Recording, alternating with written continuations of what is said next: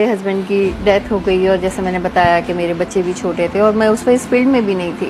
شوہر کے انتقال کے بعد ایک وقت کی روٹی کھانے کے لیے بھی پیسے نہیں تھے۔ معروف اداکارہ برجیس فاروقی نے بتایا کہ جب شوہر کا سایہ سر سے اٹھا تو وہ اپنے چھوٹے بچوں کے ساتھ بالکل تنہا رہ گئیں۔ اس وقت وہ شوبز کا حصہ نہیں تھیں، مگر حالات کا دباؤ اتنا بڑھ گیا کہ گھر چلانے کے لیے انہوں نے نیوز کاسٹنگ کا رخ کیا۔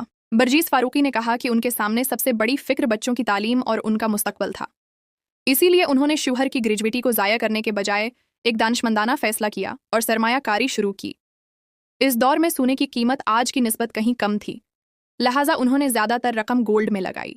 یہ عادت دراصل انہیں اپنے والدین سے ملی تھی، کیونکہ ان کا کاروبار بھی سونے سے وابستہ تھا اور والدہ بیٹیوں کے لیے ہمیشہ زیور سنبھال کر رکھتی تھیں۔ اداکارہ نے بتایا کہ اسی حکمت عملی کو اپناتے ہوئے انہوں نے نہ صرف بچوں کی تعلیم اور شادی کے اخراجات پورے کیے، بلکہ ایک اور بڑا فیصلہ کیا۔ وہ اپنے بڑے گھر کو کرائے پر دے کر ایک چھوٹے گھر میں منتقل ہو گئیں تاکہ کرائے اور بلز جیسے اخراجات اسی آمدنی سے پورے ہو سکیں۔